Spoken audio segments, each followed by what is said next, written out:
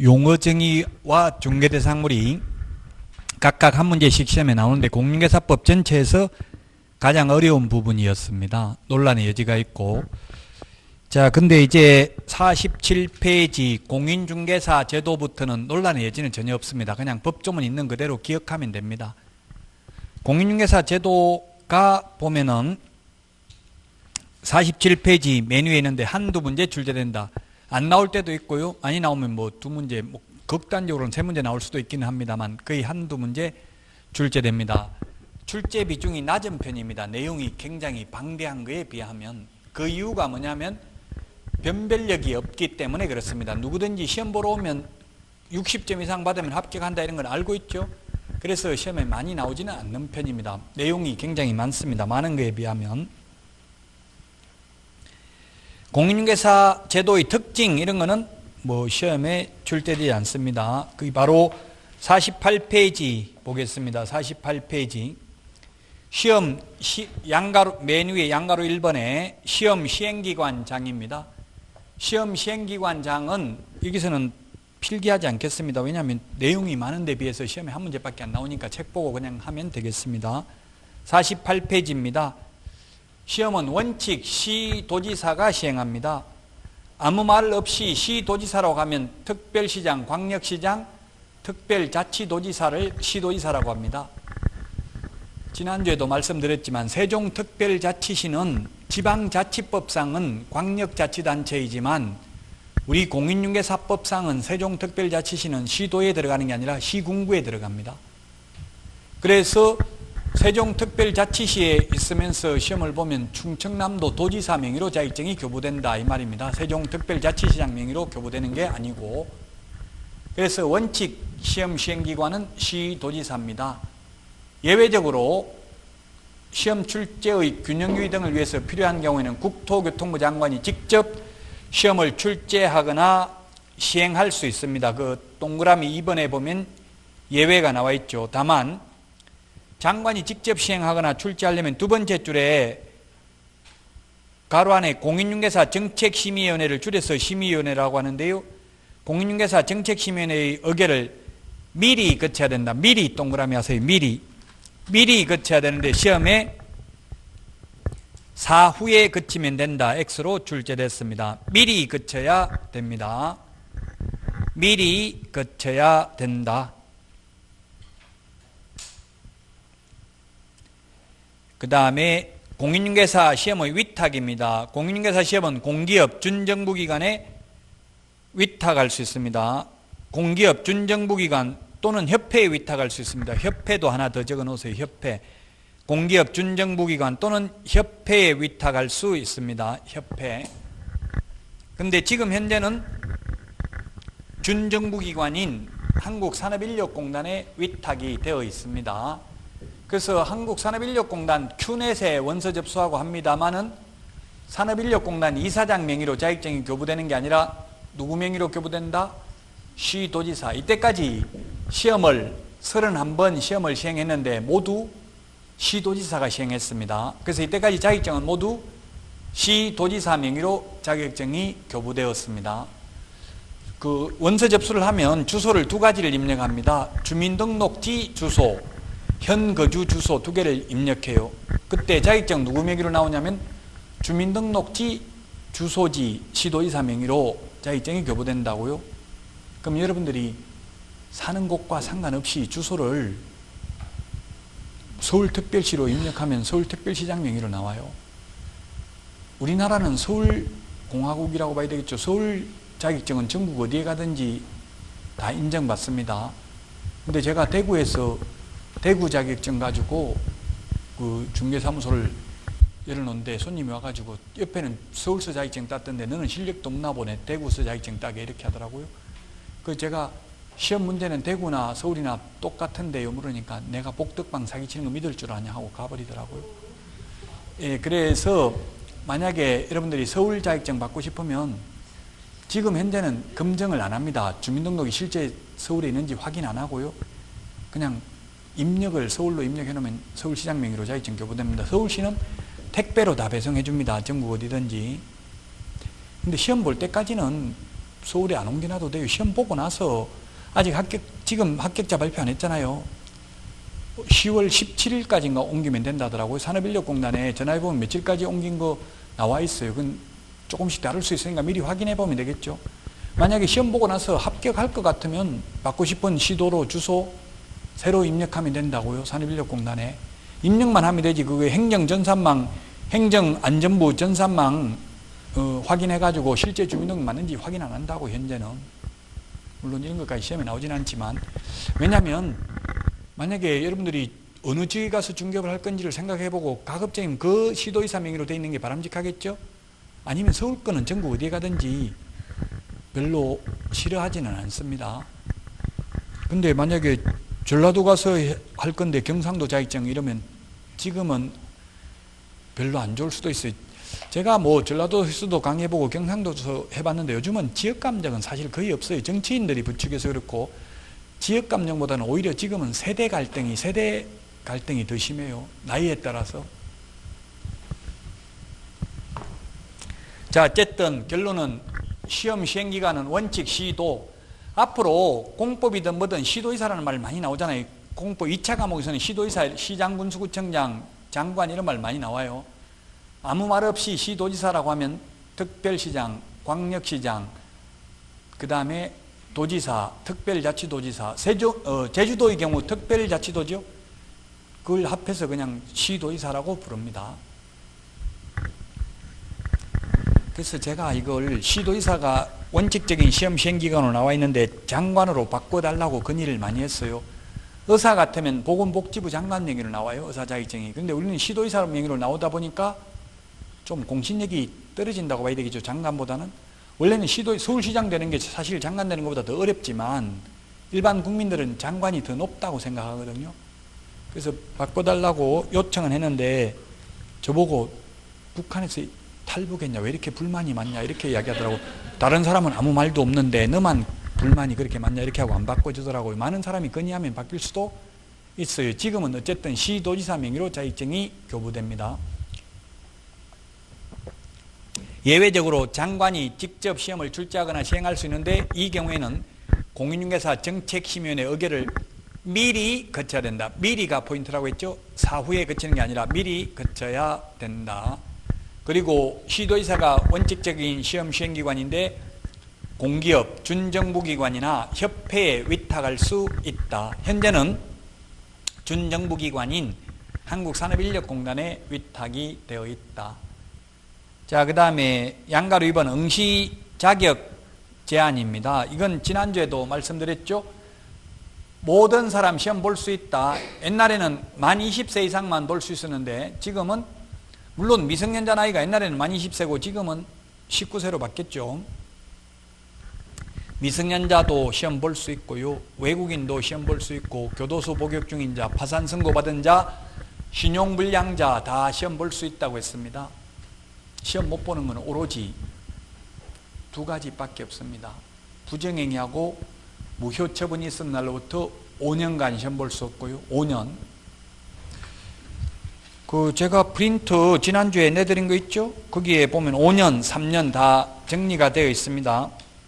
저도 지금 프린트 안 가져왔는데 이게 저도 내놓주고 안 가져오는데 여러분들도 아마 받아놓고 안 가져오고 어디 있는지 모르고 이렇게 할 텐데 11월, 12월은 다른 과목은 공부하지 말고 민법만 하세요. 민법만 1, 2차 같이 하면 그 다른 과목은 그냥 바인더 같은 거 이거 프린트 보관할 걸 하나 만들어야 돼. 과목별로 하나 만들든지 아니면 전 과목 다 합하든지 계속 자료 주면 나중에 뭐 어디다 두는지 알지도 못하고 그래요. 오늘 내드린 문제 이런 거는 그냥 풀어봤으면 버려도 돼요. 이것까지 하려면 너무 많아. 양이 아마 다 모으면 이게 매일 하루씩 매주마다 이거 내드리면 나중에 책 한 권보다 더 두껍다고요. 그러니까 문제는 그냥 버려도 되는데 이론 오늘 내드린 거 프린트 비교하는 거 이런 거는 보관하는 게 좋겠죠. 다음에 또 볼 수 있으니까. 물론 1, 2월에 또 내드리고 3, 4월에도 또 내드리겠습니다. 왜냐하면 1, 2월에 오신 분도 있으니까 계속 똑같은 걸 내드릴 거예요. 그러면 똑같은 게 있으면 안 받아도 돼요. 그러니까 프린트 보관만 잘 해두시라고요. 자, 거기에 프린트에 보면 5년, 3년 다 숫자 정리해놨어요. 지난주 내드린 거, 그 프린트 2장 내드린 거 있잖아요. 거기에 5년은 5년대로 제가 여러분들 공부하기 쉽도록 부정행위 5년인데 5년 정리해놨고 3년 다 정리해놨습니다. 3페이지에 보면 정리되어 있어요. 3페이지. 4페이지까지 있잖아요. 페이지 수가. 3페이지에 보니까 정리되어 있죠. 숫자 다 있잖아요. 뭐 30일, 1월, 3년, 5년 다 정리해놨다고. 그러면 여러분들이 오늘 이제 5년, 3년 나왔으니까 그 5년, 3년 찾아가지고 밑줄만 쳐놓으시라고. 벌겋게 형광펜 같은 거 하나 들고 다니면서 색칠해 하셔도 돼. 왜냐하면 1, 2월에 또 새로 내드린다고 했잖아요. 이 프린터. 그럼 지금 2달 동안 벌겋게 색칠해가지고 다 보시고 또 1월달 새로 받아서 또 하면 돼요. 코팅은 하지 말라고 했죠. 내년에 못 쓰니까 다 법 바뀌니까. 자, 결론은 지금 동그라미 1번 자격 취소되면 3년, 부정행위하면 몇 년요? 5년간 시험 못 본다. 무효 처분 있은 날로부터 5년간 시험 볼 수 없다. 우리 운전면허 취소되면 1년, 그 다음에 시험 못 보고요. 운전면허 부정행위 하면 1년간 시험 못 보고 수능시험도 1년간 못 보는데 우리는 5년간 못 본다. 근데 불합리하다 바꿔달라고 해도 국토부에서는 부정행위에서 적발돼서 자격 정지된 사람이 아직 한 명도 없으니 심려치 마십시오 이렇게 이야기하더라고요. 한 명도 있는지 없는지는 정확하게 모르겠어요. 그러나 거의 없어요. 현실적으로는. 어쨌든 5년입니다. 부정행위하면 5년, 자격 취소되면 3년간 시험 못 봅니다. 이거 그냥 듣고 가볍게 듣고 잊어먹어야지 이걸 지금 암기한다고 해서 시험 볼 때까지 가는 게 아닙니다. 근데 숫자는 솔직히 말하면 암기해야 돼. 이게 논리적으로 왜 5년이고 왜 3년이냐 따지면 답이 안 나와요. 수능은 1년인데 너는 이건 왜 5년인지 구체적으로 그 이유를 설명해봐라. 시험에 이유 안 나와요. 그 이유 설명해봐라. 국토부에 저도 이유 알려주십시오 하고 질의를 했더니만 법은 국회의원들이 만들었기 때문에 저는 모릅니다. 국회의원들한테 가서 물어보세요 이러더라고요. 국회의원한테 질의하니까 국회의원들 나는 손만 들었지 내가 만든 거는 아니다. 찬성한다고 손만 들었지 원하는 국토부에서 보낸 그대로 그냥 손만 들었다 이렇게 이야기. 아무도 그 이유를 안 가르쳐줘. 왜 5년으로 정했는지는. 그러니까 솔직히 말하면 숫자는 암기할 수밖에 없어요. 막판 되면. 근데 지금은 암기하지 마시고 그냥 이해하려고 노력해야 돼요. 예, 부정행위는 그래 다른 시험과 달리 5년이다. 좀 불합리하다 논리적으로 보면. 근데 그 프린트에 5년 정리해놨지만 부정행위를 한 수험생, 부정행위를 한 출제원 모두 5년간 자격이 박탈됩니다. 자, 그 다음에 양가로 3번입니다. 48페이지 맨 밑에 시험 공고는 예정 공고가 매년 2월 28일까지 관보 및 일간신문에 시험 언제 보는지 예정 공고를 해야 됩니다. 2월 28일까지. 그 다음에 49페이지 동그라미 니은 맨 위에 확정 공고는 세 번째 줄에 시험 시행일 90일 전까지 90일 옆에 60일 X라고 해놨죠. 90일입니다. 90일은 공인중개사법에 이거 하나밖에 없습니다. 공인중개사법에는. 우리 그 암기 프린터, 암기라는 말은 안 적어놨는데 사실은 나중에 암기해야 되는데 핵심 비교 정리 프린터 지난주에 내드린 거에 보면 60일 정리되어 있어요. 3페이지에 보면 60일 60일은 여러 개이기 때문에 정리를 해놨는데 90일은 따로 정리 안 해놨어요. 이거 하나밖에 없어요. 90일은. 옛날에 60일이었어요. 왜 60일 X 해놨냐면 옛날에 60일에서 90일로 바뀌었어요. 그럼 수험생 입장에서 보면 60일이 좋아요? 90일이 좋아요? 수험생 입장에서 보면? 예측된 삶을 살려면 미리 확정되는 게 좋잖아요. 그래서 산업인력공단에서 실시하는 모든 시험은 다 90일 전까지 확정 공고합니다. 60일이 아니라 90일 전. 그래서 여러분들이 이제 10월 달에 시험을 보니까 7월 말 되면 정확한 게 확정 공고가 나옵니다. 저는 시험을 10월 24일 날 본다고 말했는데 인터넷 들어보니까 다른 선생님들은 10월 31일 날 본다고 많이 말을 하더라고요. 누가 맞는지는 좀 있으면 예정 공고 나와보면 알겠죠. 이제 예정 공고가 곧 원래 대통령에게 업무 보고할 때 이게 시험 날짜 언제인지도 보고해야 돼요. 국토부에서. 그래서 지금 내부적으로는 다 나와 있어요. 벌써 올해 안에 법적으로는 2월 28일까지만 올해 안에 나올 거예요. 예정 공고가. 근데 저는 24일이라고 했습니다. 누가 맞는지는 이제 지켜보자고요. 근데 24일로 한다 이거는 법에는 없어요. 그러니까 내부적으로 또 바꿀 수는 있어요. 사실상. 그냥 내부적으로 정한 게 매년 10월 넷째 주 토요일 날 하는 걸로 내부적으로 정해놨어요. 법조문에 있는 건 아니고. 법조문에는 2월 28일까지만 공고하면 돼요. 예정 공고는. 그래서 혹시 제가 24일 틀리더라도 너무 원망을 하지 마세요. 그게 30일이 일주일 틀린 게 그렇게 중요한 건 아니거든요. 조금 불안해요. 다른 선생님들이 다 31일 날 본다고 하니까 제가 약간 불안한데, 그게 뭐 시험엔 안 나와요. 그 날짜가 언제 시험 보는지는.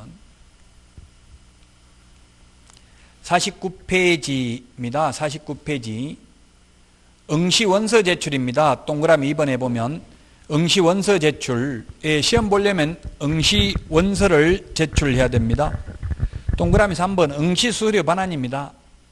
지금 산업인력공단 1년 그 매출액이 1조가 넘더라고. 1조. 근데 산업인력공단 지금 적자겠어요? 흑자겠어요? 엄청나게 적자더라고요. 지금 직원이 뭐 1000명이 넘어요. 훨씬. 산업인력공단 지보면 다 나와요. 그러니까 월급 주고 이러니까 190억인가 적자더라고. 작년에 1조 매출액이 1조가 넘는데도 1조 3천억인가 그렇더라고요. 그래서 어쨌든 이게 준정부기관이에요. 그래서 이게 영리를 목적으로 하는 기업이 아니니까 운영을 하는 거예요.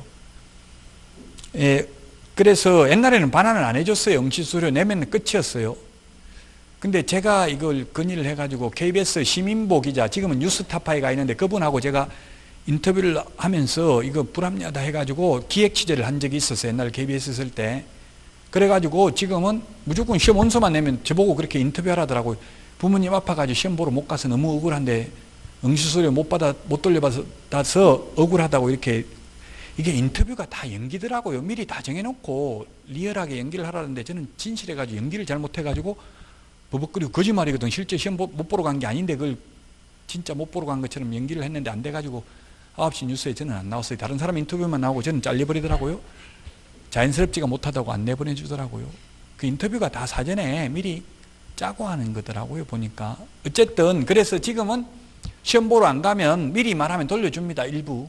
다 돌려주는 경우도 물론 있습니다. 그 박스 안에 49페이지 박스 안에 보시면 전부 다 돌려주는 거는 동그라미 1번. 수수료를 과오납한 경우. 과오납이라는 거는 초과, 잘못해서 초과해서 냈다 이 말이죠. 보통 28,000원 받아요. 1, 2차 같이 보면 28,000원 받는데 모르고 2번 냈다 그러면 한 번 낸 건 돌려준다 이 말이에요. 과오납한 경우는. 그 다음에 시험 시행기관의 기책 사유로 시험 응시하지 못한 경우 아직 한 번도 없었어요. 뭐 지진이 나가지고 시험 못 봤다 그럼 돌려줘야 돼. 예를 들면 극단적인 예를 들어서 그럼 지진 나가지고 학교 건물이 다 무너졌다. 학교에서 시험 보는데 그런 일 없었습니다. 아직 한 번도. 3번 원서 접수 기간 내에 접수를 취소하는 경우. 원서 접수를 8월 달에 열흘간 원서 접수합니다. 첫날 접수했다가 마지막 날 취소하면 뭐 가령 8월 1일 날, 이게 8월 1일은 아닌데 그냥 편의상 제가 날짜를 정한 거예요. 8월 1일부터 8월 10일까지 접수하는데 첫날 접수했다가 마지막 날 취소하면 다 돌려줘요. 근데 이제 8월 11일부터는 다 안 돌려줘요. 원서 접수 기간 끝나고 나면 60%만 돌려줍니다. 끝나고 나면 그 100분의 60이라고 되어 있는 게 60%죠. 100분의 60이나 60%나 똑같습니다. 원서 접수 마감일 다음 날부터 7일 이내에 접수를 취소하는 경우 숫자 7일 이런 게 시험에 나올 수 있어요. 근데 그 프린트 2장 내드린 거에 7은 7대로 다 정리가 되어 있다고 3페이지에 보면 7일 숫자 7을 다 정리해놨습니다. 7일 이내에 취소하면 60% 돌려준다. 그 다음 박스에 보니까 100분 50입니다. 원서 접수 마감일 다음 날부터 7일을 경과한 날부터 시험 시행일 10일 전까지 접수를 취소하면 50% 돌려줍니다. 우리 책에 중요한 거는 글씨체를 고딕체로 진하게 해놨잖아요. 10일 전까지. 그 숫자 10일은 우리 프린터 핵심 비교 정리 프린터 3페이지에 10일, 7일 다 제가 정리해놨죠. 그 찾아가지고 밑줄을 좀 쳐놓으세요. 찾아서 몇 번에 있어요. 7일이 35번인가요? 제가 프린터를 안 가져와가지고 30 몇 번이나 있냐고요. 39번? 7일 39번 찾아서 밑줄 쳐놓으세요. 벌겋게 밑줄 좀 치나요. 그 프린트 또 1월달에 또 새로 내드린다고. 암기는 안 돼요. 그냥 그럼 다음에 또 보면 이건 밑줄을 누가 치놨지 내 프린트에 이런 느낌이 들어야 돼요.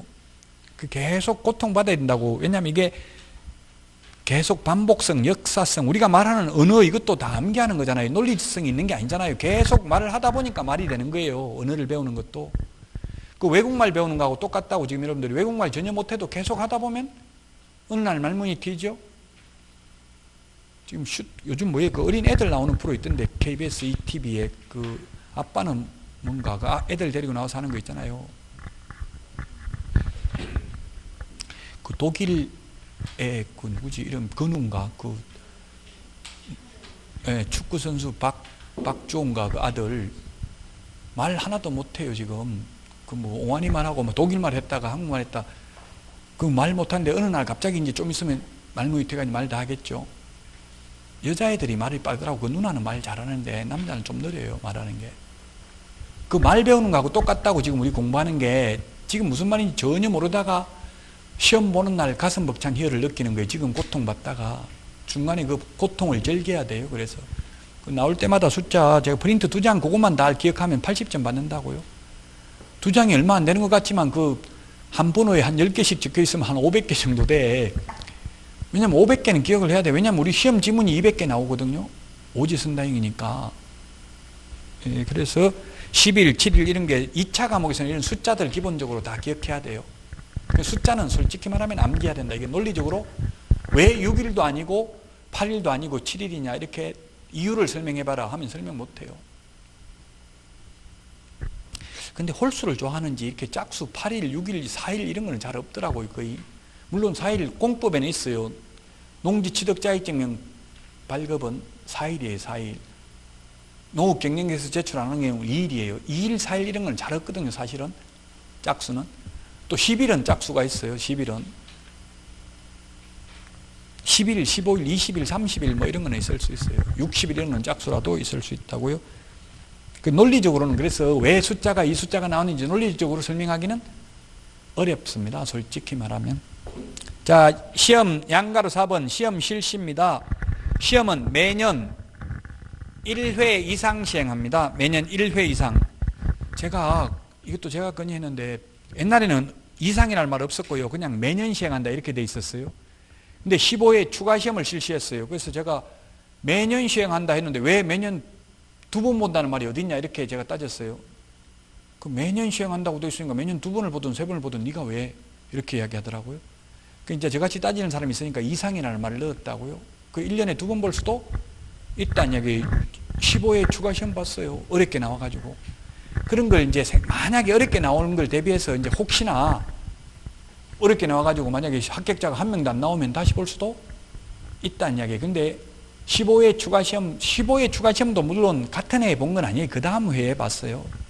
그 다음 해에 6개월 있다 봤어요. 왜냐면 공부할 시간이 또 좀 있어야 되니까.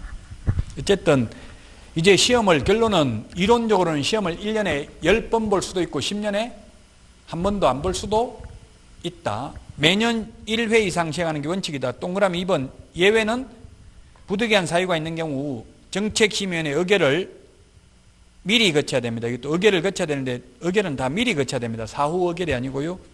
미리 의결을 거쳐서 당해년도 시험을 시행하지 아니할 수 있다. 그래서 이론적으로는 시험을 10년에 한 번 볼 수도 있고 1년에 10번 볼 수도 있다. 다만 내부적 방침은 해마다 한 번씩 봅니다만 왜 법을 이렇게 만들어 놨겠어요?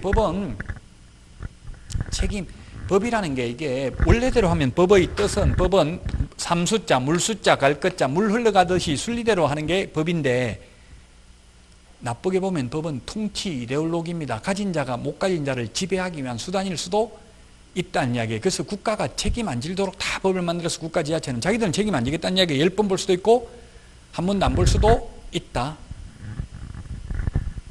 뭐 수당 같은 것도 지급하여야 한다 이렇게 안 해놓고 예산의 범위 안에서 지급할 수 있다. 돈 없으면 안 줄 수도 있다. 책임은 안 질 것도록 다 만들어놨어요. 법을. 국민들은 다 책임지고 하라고 해놓고는 자기들은 국가는 할 수 있다 이렇게 해놨지 하여야 한다 없어요. 국가가 뭐 하여야 한다 이런 건 거의 안 만들어놨어요. 책임 안 지려고. 자, 그 다음에 49페이지 맨 밑에 시험 과목은 시험에 나오겠어 안 나오겠어? 1차, 2차. 맨날 여러분들 공부하는 게 시험 과목인데 이거는 뭐 민법, 상법, 다음 중 시험 과목 아닌 것 이렇게 내지는 않겠죠. 예, 그래서 넘어갑니다. 49페이지 맨 밑에는 시험에 안 나오니까. 50페이지 양가로 6번 문제 출제 유형입니다. 1차는 객관식을 원칙으로 하되 주관식 단답형 또는 기입형을 가미할 수 있습니다. 근데 2차 시험은 그 동그라미 이번에 보니까 논문형을 원칙으로 합니다. 논문형을 원칙으로 합니다. 다만 1차 시험과 2차 시험을 구분은 하되 동시에 시행하는 경우에는 2차 시험도 선택형을 원칙으로 하되 주관식 단답형 또는 기입형을 가미할 수 있다. 그래서 지난주에도 말씀드렸어요. 원래는 1, 2차가 구분되어 있는 시험은 다 2차는 주관식이에요. 근데 우리는 수험생을 위해서 그런 게 아니라 응시자가 많기 때문에 수능이 54만 명 정도 응시를 했어요. 며칠 전에 수능 시험 봤죠? 근데 공인중개사 시험 33만 명 정도 원서 접수를 했어요. 그러면 그거 다 주관식으로 내가 채점하려면 엄청나게 힘들겠죠. 비용이 많이 들고. 그래서 같은 날 동시에 시행하는 경우는 예외적으로 1차 시험 방법에 의한다 이렇게 돼 있어요. 즉 객관식으로 낼 수 있다는 이야기예요. 그래서 이때까지 31번 시험은 원칙적으로 시험을 실시한 게 아니라 전부 예외적으로 실시했어요. 원칙은 2차는 주관식으로 내야 돼요. 근데 같은 날 동시에 시행할 때만 객관식으로 낼 수 있는 거예요. 이때까지 그래서 같은 날 다 봤잖아요. 다른 날 본 게 아니고. 지금 주택관리사 시험 같은 경우는 지금 분리를 해놨어요. 1차 시험하고 2차 시험. 그러다 보니까 2차 시험은 주관식으로 보고 있습니다. 1, 2차를 같은 날 동시에 볼 때만 2차 시험도 객관식으로 볼 수 있다고요. 그 여러분들이 1, 2차 같은 날 동시에 보는 게 힘들다고 2차 따로 분리하자 하면 2차는 주관식으로 봐야 돼요. 그런 말 절대 건의하지 마세요. 양가로 7번입니다. 시험 시행 방법입니다. 1차 시험과 2차 시험은 구분해서 시행한다. 따라서 1차 시험 합격자에 한하여 2차 시험을 보는 게 원칙이다. 근데 같은 날 동시에 보면 아직 1차 채점도 안 했는데 1차 합격했는지 안 했는지 알 수 있어요? 없어요? 없어요. 그래서 응시할 수 있는 기회는 줘요. 그럼에도 불구하고 2차 시험을 안 보는 어리석은 눈을 범하는 수험생들이 엄청나게 많다고요. 1차만 접수하는 분들이 10만 명 가까이 돼요. 공부를 하나도 안 했어도 2차 시험을 직접 들어가서 그 몸소 체험하는 게 다음 시험 보는데 엄청나게 도움이 돼요. 모르는 환경에서 하는 것보다는 좀 익숙한데 좀 알고 있는 데서 시험 보는 게 훨씬 더 좋죠. 어떻게 절차가 진행되는지 이걸 한번 체험은 해봐야 돼요. 만약에 공부를 안 해서 떨어지더라도. 그러니까 여러분들은 절대, 물론 학원에 다니는 분은 그런 분 없습니다. 1차만 응시하는 분. 이제 인터넷만 하신 분들은 그게 처음에는 수업을 잘 듣다가도 스스로 결정을 해야 되잖아요. 의지가 약해서 잘 안 되잖아요. 그게 사람인 이상 인지상정이죠. 그게 여러분들 억지로 나와 있으면 3시간은 공부하는 거예요. 하루에. 그렇지만 인터넷으로 하는 거 그게 쉽지가 않아요. 의지가, 보통 사람은 그게 쉽지가 않아요. 저도 마찬가지 인터넷으로 듣고 있다 보면 자고 일어나 보면 다 끝나고 없고 그런 경우가 대부분이더라고요. 그게 누구나 다 그렇게 돼요.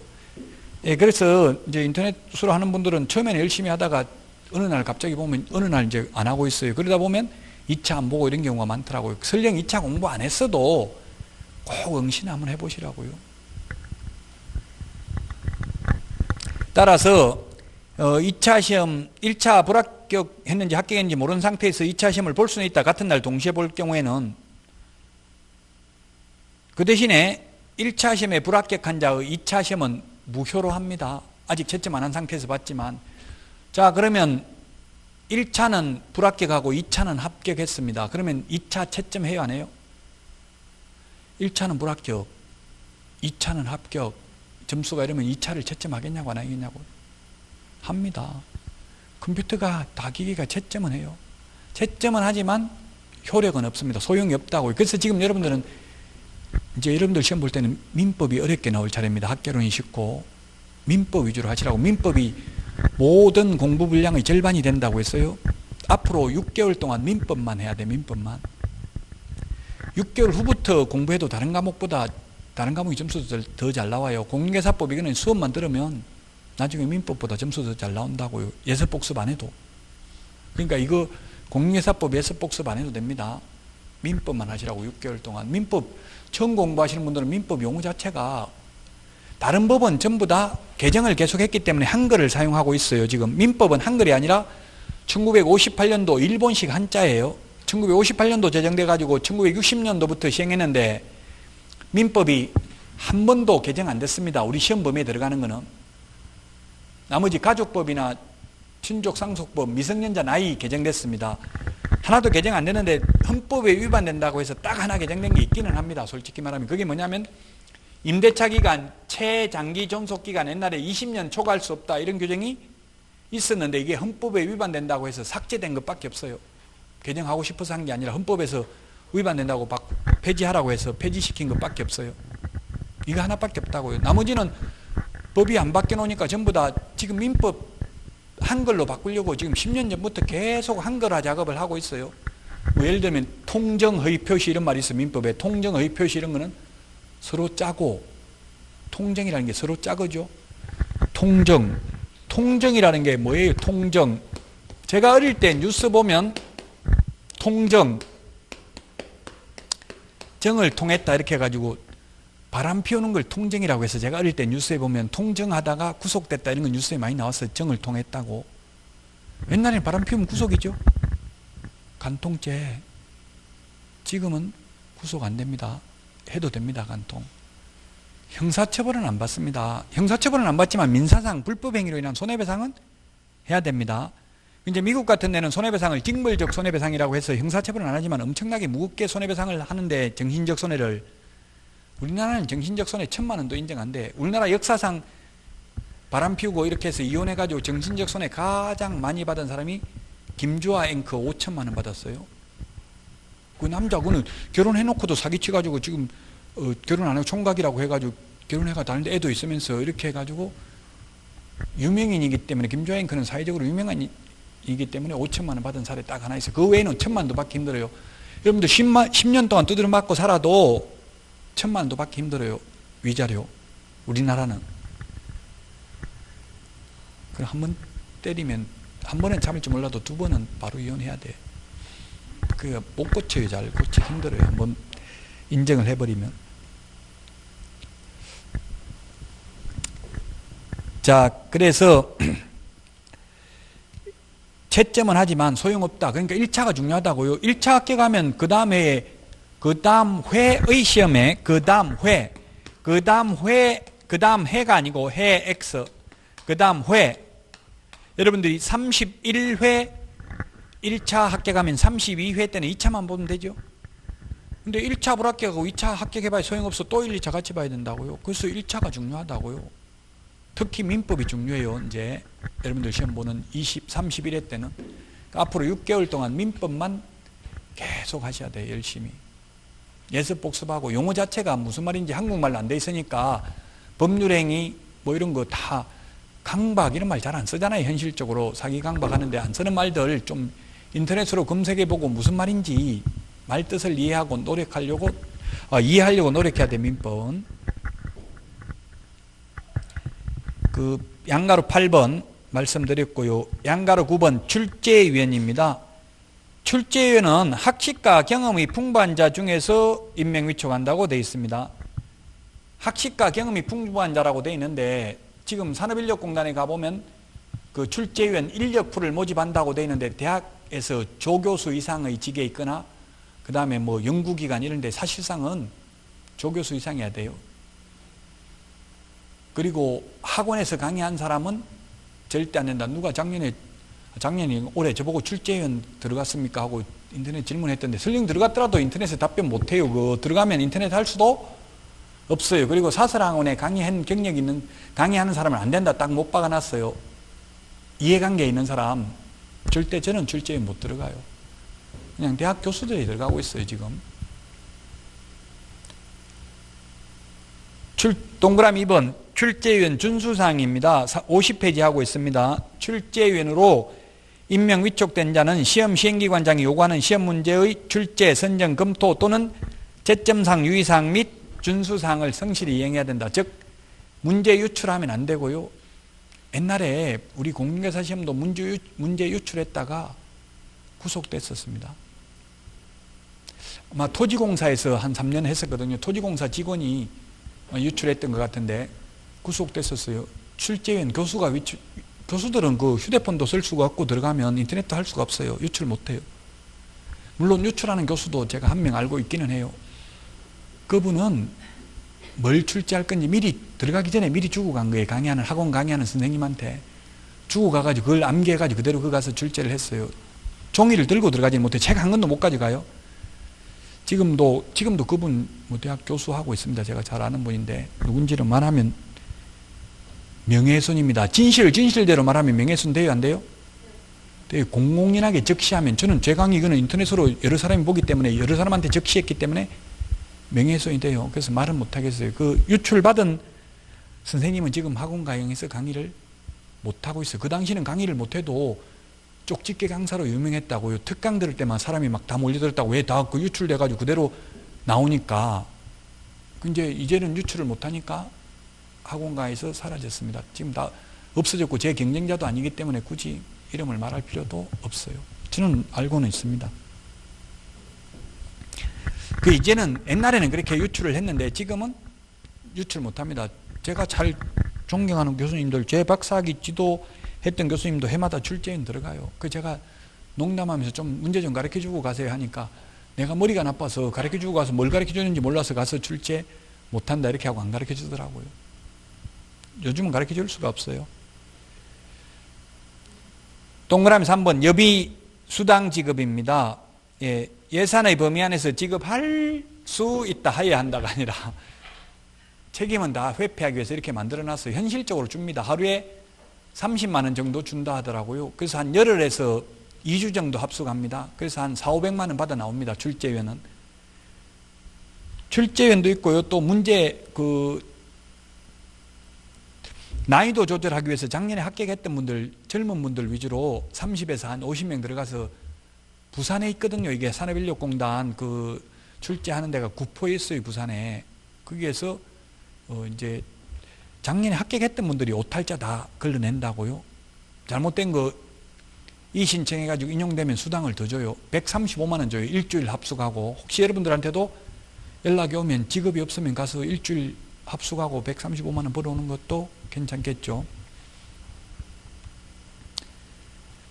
저는 신청을 했는데 나이 많다고 안 받아주더라고요.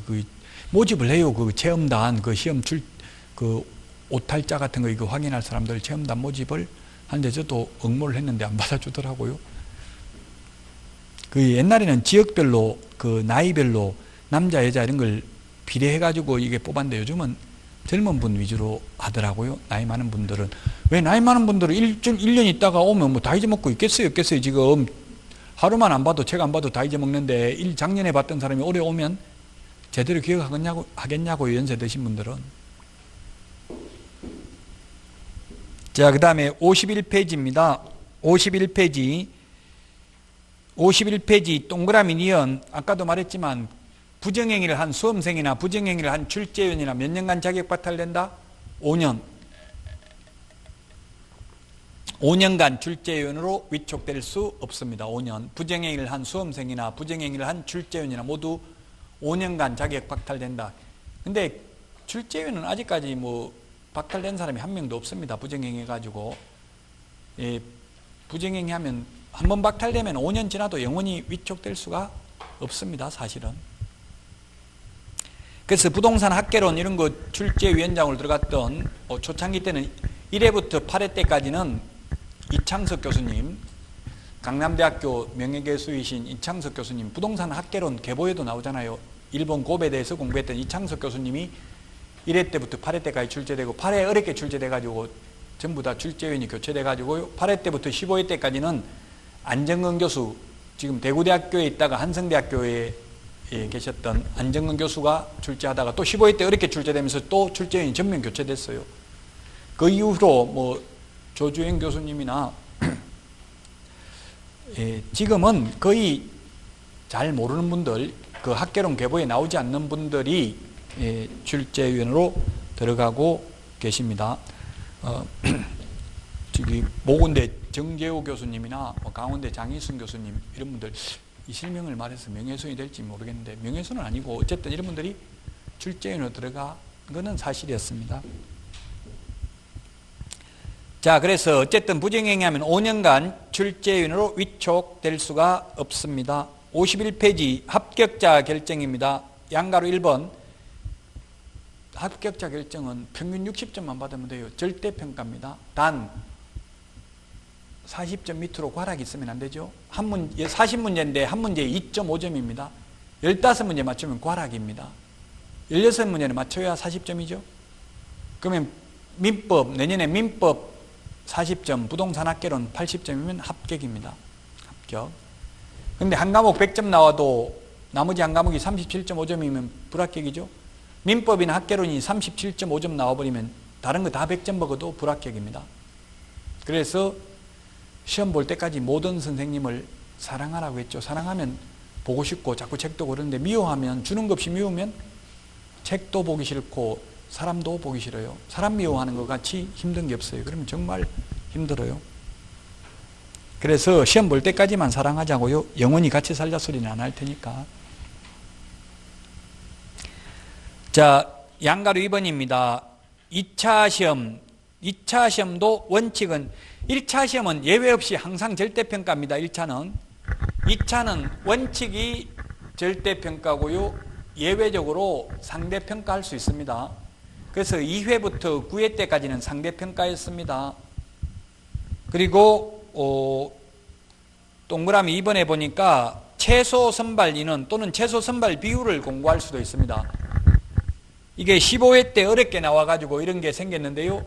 지금 뭐 약 2만 명 정도 뽑았으니까 작년에 뽑은 인원만큼 올해는 최소 10,000명은 선발한다. 최소 올해는 10,000명을 선발한다. 이렇게 하면 60점 이상이 2만 명이 나오면 2만 명 모두 다 합격입니까? 불합격입니까? 최소 10,000명 뽑는다고 했는데 60점 이상 2만 명 나왔어요. 2만 명 다 합격이다. 10,000명만 합격이다. 다 합격이죠. 최소만 규정하고 있고 최대는 없으니까. 근데 60점 이상이 5,000명밖에 안 나왔다면 40점 이상인 자 중에서 5,000명이 더 합격될 수 있다는 이야기입니다. 아무리 상대평가든 절대평가든 40점 밑으로 과락이 있으면 무조건 불합격이에요. 최소 선발 인원을 공고해도 최소한 40점은 넘어야 돼요. 40점 넘는 사람 중에서 10,000명까지 뽑는다는 이야기입니다.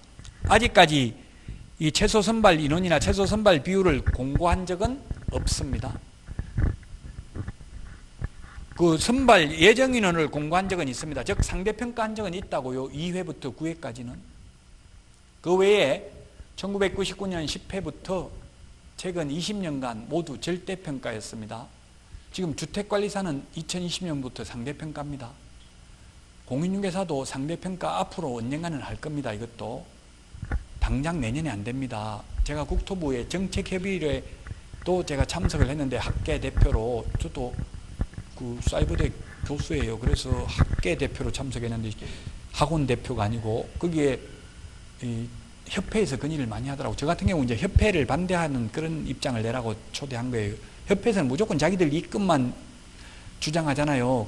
그러면 협회에서는 당연히 상대평가 하자고 하겠죠. 그래서 저는 또 상대평가 하면 안 된다.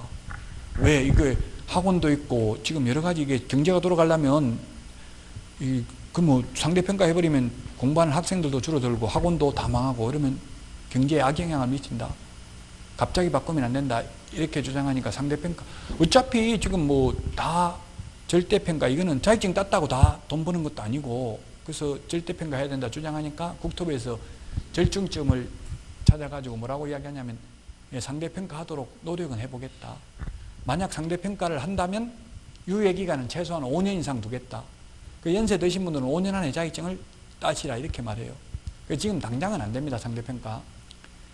20년 전부터 상대평가 한다는 말 나왔어요. 근데 아직까지도 안 하고 있어요. 앞으로도 5년 안에는 안 합니다. 상대평가. 다만 2021년도부터 지금 시험 제도가 바뀐 게 뭐가 있냐면 법에는 없는데 전자기기, 휴대폰 이거 소지하고 있으면 부정행위로 간주한다. 이게 2021년도부터 적용됩니다. 지금은 휴대폰 가지고 가면 앞으로 제출하라고 해요. 제출하라고 했는데 제출 안 해도 된다고요. 근데 이제 2021년도부터는 휴대폰 제출 안 하고 가지고 있으면 부정행위로 간주한다고요. 적발되면. 저도 가지고 있다가 진동이 울려가지고 감독관 그 사인하러 왔는데 자꾸 소리가 나더라고요. 민망하더라고요.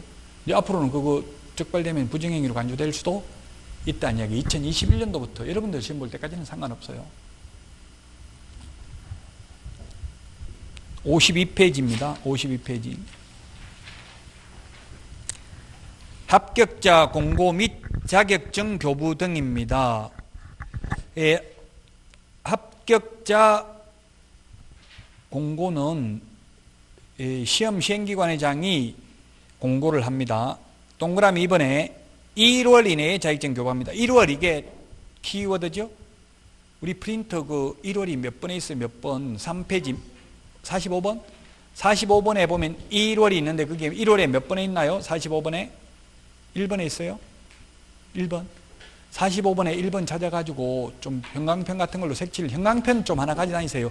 물론 제 말 안 들어도 돼요. 저는 그냥 편의상 말하는 거니까 하기 싫은 사람 안 해도 돼요. 근데 프린터 또 1월 달에 새로 내드리니까 그대로 깨끗하게 가지고 있지 말고 좀 색칠은 해놓으라고요. 1월 이내에 자격증을 교부합니다. 시험에 2월 이내에 교부해야 된다, X. 30일 이내에 교부해야 된다 하면 X입니다.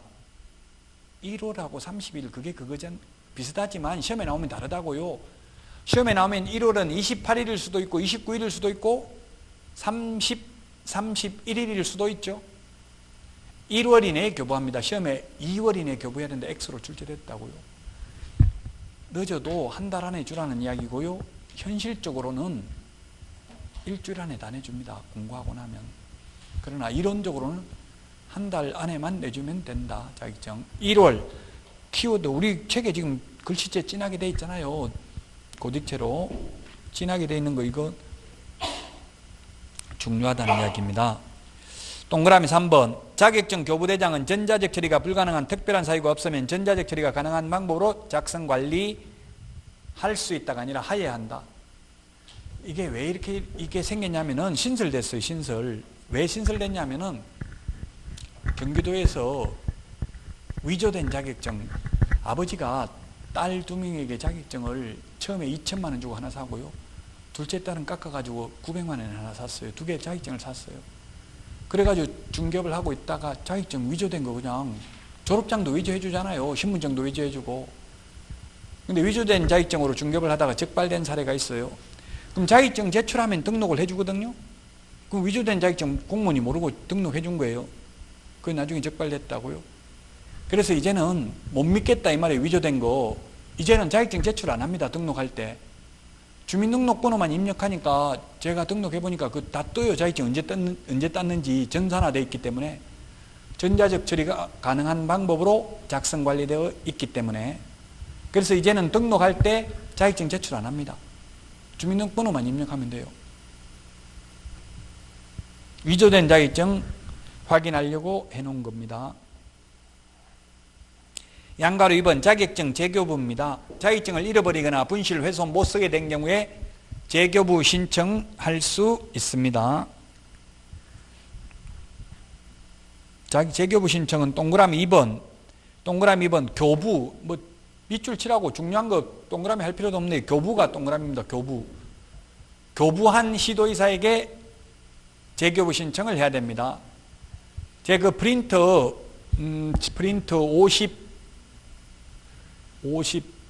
53번인가? 맨 밑에 보면은 제가 53번 맨 밑에 있나요? 제가 프린터를 안 가져와가지고 거기 보면 자격증 교부, 재교부 전부 다 교부한 시도이사라고 돼 있고 청문, 의견진술기에만 사무소 관할 시도이사라고 돼 있죠. 54번. 54번, 프린터 54번 맨 밑에 나와 있잖아요. 맨 밑에 나와 있는데 그게 다 교부한 시도이사라고 자격증 교부, 재교부, 반납, 자격 취소 전부 다 누가 한다고요? 교부한 시도지사. 다만 청문과 의견진술기에 맨 밑에 청문과 의견진술기에 2개만 사무소 관할 시도이사입니다. 찾아서 밑줄만 치나요. 무슨 말인지 몰라도. 또 다음에 보고 또 다음에 보고 자꾸 보면 이게 왜 내가 밑줄 쳐놨지 이런 느낌이 들어야 돼요.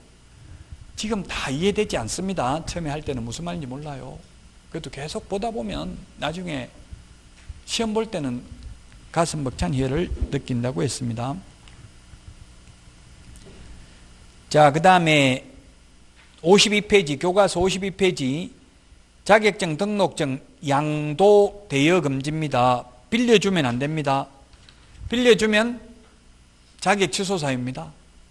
지금 현재 개업공개사가 10만 5천 명 중에서 한 2, 3만 명은 빌려준 것으로 추산하고 있어요. 그래서 빌려주면 안 된다라고 돼 있어요. 빌려주면 안 된다고 하니까 이중지급 다른 거 겸업은 해도 돼요? 안 돼요? 겸업은 해도 됩니다. 그러니까 대학생이 국토부에 이런 질의를 했어요. 나는 아버지가 자격증 따라고 해서 자격증 땄는데 아버지한테 맡겨놓고 학교 다니고 싶은데 가능한지 여부를 알려주십시오. 이중지급은 가져도 된다면서요. 그 중개업 하면서 학교 다니고 싶은데 가능한지 여부를 알려주십시오. 가능하다 불가능하다? 가능하다. 다만 중개업소에 직접 계약서 확인설명서 작성을 하지 않고 보조원이 아버지한테 시키고 기아가 학교만 다니고 있다면 자격증 등록증 양도 대여에 해당되어 1년 이하의 전역이나 1,000만 원 이하의 벌금에 처하며 또한 자격도 취소되고 등록도 취소될 수 있음을 알려드립니다. 이렇게 답변이 됐더라고요. 그러니까 학생이 아버지한테도 그럼 빌려주면 안 됩니까? 이렇게 또 댓글을 달았더라고요. 그래서 제가 죽을 때 죽더라도 아버지가 빌려달라면 빌려주라 이렇게 제가 답을 했는데 이론적으로는 안 돼요. 빌려주는 건 안 된다고요. 그 직접 중개사무소에 출근해서 그 계약서 확인설명서에 사인을 직접 아들이 했다면 상관없겠죠. 그게 애매하다고요. 빌려주는지 안 빌려주는지 그 경계가 애매해요. 자격증 걸어놓고 근데 빌려준 사람들이 적발되면 빌려줬단 말 하겠어 안 하겠어요? 맨날 근무하다가 지금 오늘 바빠서 사장님 출근 안 했는데 이렇게 이야기하는 거예요. 그럼 빌려준 사람한테 전화해가 지금 단속 나왔다 빨리 오늘만 좀 나와주라 이렇게 해가지고 나오고 이런 식으로 한다고 현실적으로. 근데 이제 엄격하게 단속하려고 하면 계약서 확인설명서에 자필 사인을 다 하게 돼 있잖아요. 그 단속하면 그런다고 공무원이 없어 어제 문 닫고 도망가고 어디 갔었는데요. 어디 갔었는지 사유서 하나 적어주세요 하고 자필로 적게 만든다고 자필로 적어주세요 해놓고 계약서 확인설명서 다 보고 왜 글씨체 이거 다른데요 이렇게 한다고요. 그 저도 제가 아는 사람 20년 전에 그런 일이 있었어요. 그래서 파주에 가서 황복 20만 원짜리 공무원한테 사주고 나니까 손이 아파서 손이 다쳐서 글씨 잘못 적었죠 하고 그냥 갔다고 이야기를 하더라고요.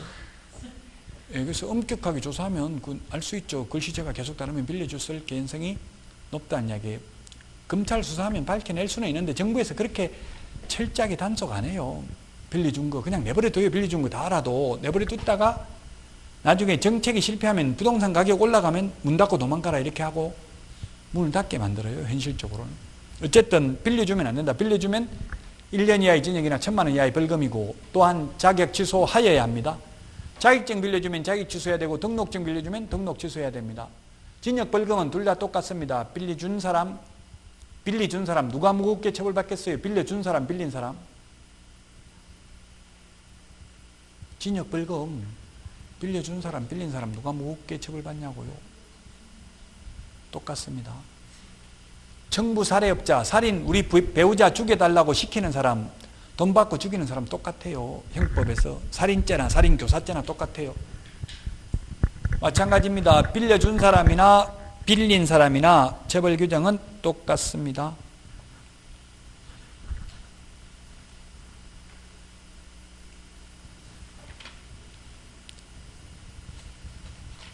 (54페이지까지) 다 했습니다. 54페이지까지 했다. 55페이지 공인중개사 정책심의위원회인데 오늘 프린트 내드렸습니다. 위원회 4개 비교하는 거 내드렸습니다. 지금 이거 다 암기하라는 뜻 아닙니다. 4개 앞으로 총 위원회가 5개입니다. 우리나라 정부의 위원회가 한 600개 정도 되는데요. 우리 공인중개사법의 시험에 나올 수 있는 게 위원회가 지금 프린트에 4개잖아요. 여기에 주택임대차 분쟁조정위원회 옆에 보면 상가건물임대차 분쟁조정위원회라는 게 또 하나 더 있습니다. 근데 안 적은 이유가 상가건물임대차 분쟁조정위원회는 주택임대차 분쟁조정위원회하고 똑같아요. 그래서 따로 안 적어놓은 거예요. 오늘은 맨 왼쪽에 있는 공인중개사 정책심의위원회 이거 하나만 보면 된다고요. 교과서 55페이지 맨 위에 보니까 국토부에 동그라미 1번 둘 수 있다가 포인트라고 돼 있죠. 둘 수 있다. 우리 프린트에도 둘 수 있다 돼 있잖아요. 두어야 한다가 아니라 왜 둘 수 있다가 중요하냐면 다른 데는 또 두어야 한다가 있는데 여기는 둘 수 있다니까 중요하다고요. 오늘 내드린 프린트에 보니까 공인중개사 정책심의위원회는 둘 수 있다.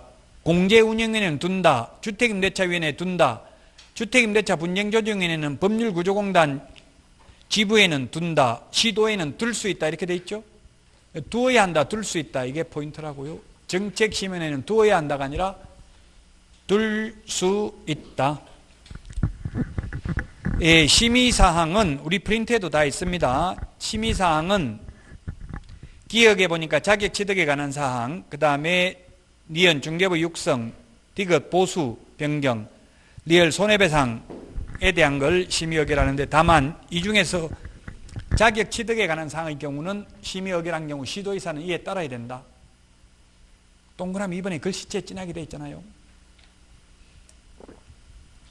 이게 무슨 말이냐면 중개보수 같은 경우는 시도별로 달라요. 주택의 경우 시도별로. 근데 시험 문제는 시도별로 다르면 된다 안 된다? 안 된다 이 말이에요. 이렇게 출제하라, 객관식으로 출제하라 했는데 서울시만 주관식으로 내면 안 된다고요. 그러니까 따라야 된다고. 시도의사가 정책심의원에서 의결한 경우에는 시험 출제에 관한 사항, 자격취득에 관한 사항은 이 정책심의원에 오늘 프린트 내드렸고요. 양가로 2번 55페이지 필요사항 규정인데, 동그라미 1번 공인중개사 정책심의원회는 7명 이상 11명 이하입니다. 7명 이상 11명 이하. 숫자 7, 우리 프린트 3페이지에 보면 정리해 놓은 데 보면 7 찾아가지고 7명 동그라미 해 놓으면 되겠죠? 7명 이상 11명 이내입니다. 다 홀수지요, 홀수. 짝수가 아니고 홀수인 이유가 민주적 정당성을 확보하기 위해서 그렇습니다. 과반수 출석, 과반수 찬성인데 만약 6명이면 6명 다 출석해가지고 3명 찬성, 3명 반대해버리면 민주적 정당성을 확보할 수 없죠. 그래서 각종 위원회는 홀수가 원칙입니다. 헌법재판소 재판관도 9명이고 대법원의 대법관도 13명입니다. 물론 14명인데 법원 행정처장은 대법원 판결에 참여하지 아니하니까 13명입니다. 홀수입니다. 민주적 정당성을 확보하기 위해서. 국회의원들도 홀수이어야 합니다. 근데 지금 우리나라 국회의원은 300명으로서 짝수로서 중대한 흠결이 있죠. 그래서 301명으로라도 늘려야 되는데 국민들이 늘린다고 하면 너 하는 일도 없이 맨날 싸움질만 하면서 월급만 축 내고 해서 지금 늘리지를 못하고 있는데, 이게 사실은 헌법에 위반된다고 봐야 돼요. 짝수인 거는 홀수여야 됩니다. 만약 국회의원이 300명인데 150명 찬성, 150명 반대해버리면 아무 일도 할 수가 없죠. 그래서 홀수라고요. 이게 지금 7명 이상 11명 이하. 동그라미 2번 위원장은 국토교통부 제1차관입니다. 오늘 프린트에 보면 중요한 거 다 적어놨죠. 위원장은 국토교통부 제1차관. 그 밑에 위원은 위원장 1명 포함하여 7명 이상 11명 이내 이렇게 되어 있습니다. 자, 그 다음에 동그라미 4번입니다. 동그라미 4번 우리 교과서 56페이지 위원의 제척, 기피, 회피 등입니다. 제척, 기피, 회피.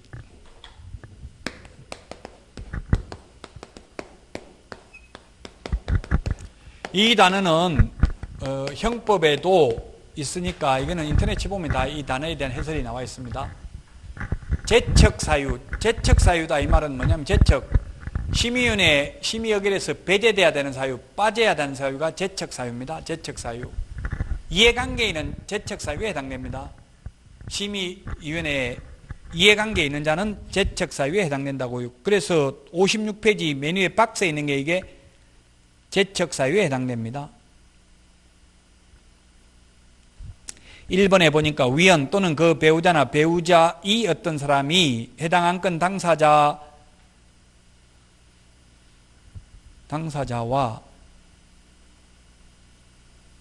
되거나 그 안건 당사자와 공동 권리자 또는 공동 의무자인 경우. 2번에 보니까 위원이 해당 안건 당사자와 친족이거나 친족이 어떤 경우, 이 어떤 경우.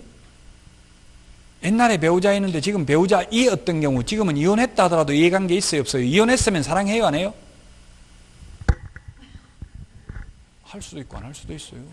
사랑하기 때문에 헤어진다는 말도 못 들어봤어요? 이혼해도 사랑할 수도 있어요. 뭐 빚쟁이한테 시달려가지고 그냥 위장이혼 할 수도 있잖아요. 위장이혼은 효력이 있어요 없어요? 위장이혼은 법적 효력이 있어요 없어요? 내심의 여사는 마음속으로는 이혼할 의사가 없는데 형식적으로 서류상 이혼했어요. 그 이혼의 효력은 있다 없다? 있습니다. 이혼의 효력은 있습니다. 결혼은 효력이 없어요. 결혼할 의사가 없는데 서류상 혼인신고 돼 있어도 그거는 무효입니다. 그 결혼은.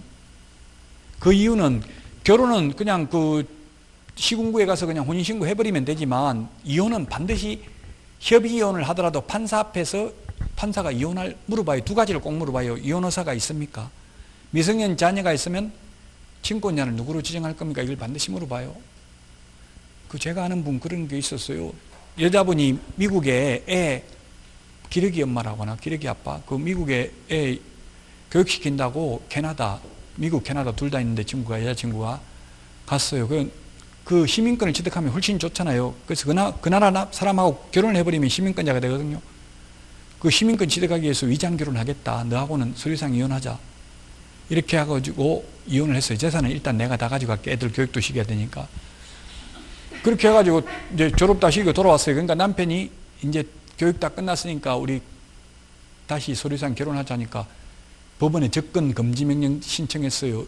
이 남자 지금 이혼했는데 자꾸 지금 접근해가지고 괴롭힌다 해가지고 지금 접근도 못하고 있어요. 재산 다 뺏기고. 그래서 여러분들도 배우자가 이혼하자고 서류상 이혼하자고 하면 일단 재산금 나한테 다 넘겨놓고 하면 해줄게 이렇게 하라고요. 안 그러면 이혼 효력이 있다고요. 제가 아는 분도 남자가 부인한테 내 재산 때문에 지금 재산 빚쟁이한테 쫓기게 생겼다. 일단 서류상 이혼하자 해가지고 반지하에 방 하나 얻어주고 여자한테 자기는 다른 여자하고 결혼해버렸어요. 효력이 있어요. 이혼 조심해야 돼요. 그래서 이혼은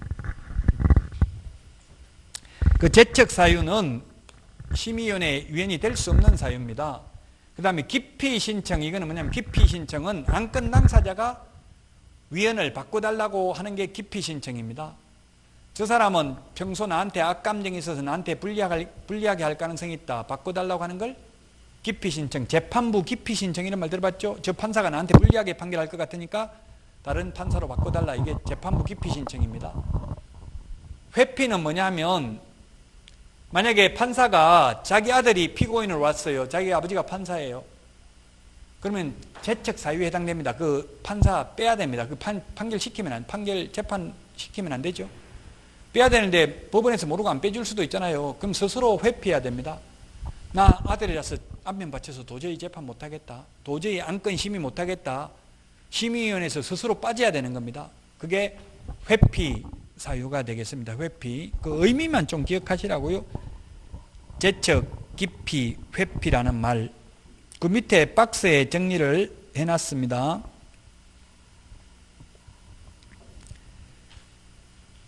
자, 그 다음에 위원장의 직무 당연한 거고 이거는 그 심의위원회 업무를 총괄하고요.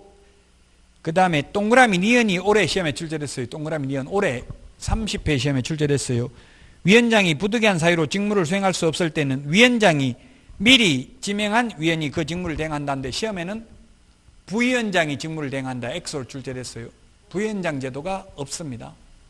부위원장이 규정이 없다고요. 그래서 위원장이 미리 지명한 위원이 직무를 대행합니다. 56페이지 맨 밑에 재직위원 과반수 출석으로 개의하고 출석위원 과반수 찬성으로 의결합니다.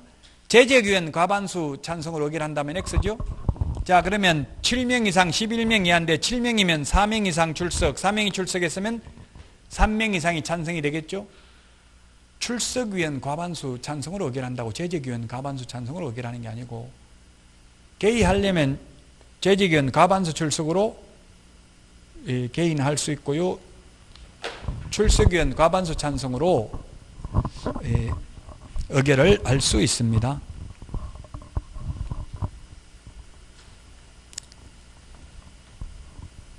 (57페이지) 맨 위에 디귿에 위원장은 심의위원회 회의를 소집하려면 회의 개최 7일 전까지 7일 동그라미 하시고 우리 프린터 지난주에 내드린 거 7일 3페이지에 보면 7일 정리되어 있죠. 7일 전까지 통보해야 됩니다. 다만 부득이한 사유가 있는 경우는 회의 전날까지 통보할 수 있습니다. 찾았습니까? 7일 며칠에 몇 번에 있어요 이거? 몇 번? 39번에 몇 번? 39번에 또 몇 번 있는데요. 39번에 회의 개최 7일 전까지 통보해야 된다는 말.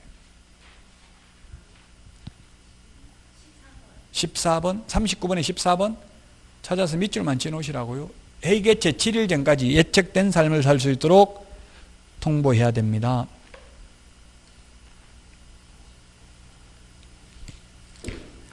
자, 그 다음에 57페이지 양가로 3번 준수 의무입니다. 공인중개사 정책심의위원회에서 심의한 사항 중 공인중개사 시험 등 자격 취득에 관한 사항의 경우 시도에서는 이에 따라야 된다. 앞에서도 말했죠. 시험만, 요것만 따라야 됩니다. 나머지는 따라야 될 의무 없습니다. 자, 여기까지 하고요. 다음 시간은 60페이지 등록, 결격 사유인데 오늘 내드린 프린트 이거 위원회 비교 요거는 좀 어디 가지 다니세요. 요거는 가지 다니면서 다음에 또 공제운영위원회 나오면 또 비교해서 보고 자꾸 비교해서 밑줄만 치시면 돼. 암기는 지금 안 해도 되고요. 오늘 내드린 그 OX 문제는 보고 버려도 돼요. 이거는 여기까지 보관하면 너무 많을 거예요. 양이. 자료는 계속 앞으로 내드릴 겁니다. 자, 이때까지 오늘 한 개 시험에 3문제 나옵니다. 용어정리 1문제, 중개사물 1문제, 공인중개사 제도 엄청난 내용이 많았잖아요. 지금 이 많은 내용 중에서 1문제 정도 출제됩니다. 3문제 공부했습니다. 우리 40문제 중에서. 이제 다음 시간부터가 이제 진짜 중요합니다. 공인중개사 제도 이거는 내용은 많은데 비해서 지금 숫자 같은 거 나온다고 7일 뭐 이런 거 5년 이런 거 부정행위하면 5년 자격증 1개월 이내 교부한다 이런 거 숫자 이거는 지금 암기해도 소용없고 막판에 시험 보기 전에 암기하면 되고 그 전에 계속 그 제가 프린트 1월은 1월대로 다 정리해놨잖아요. 그거 그냥 밑줄만 쳐놓고 나중에 시험 볼 때 되면 다 자동적으로 기억납니다. 이제 다음 주부터가 사실상 중요한 내용입니다. 오늘 여기까지 하고 다음 주에 뵙도록 하겠습니다. 수고하셨습니다.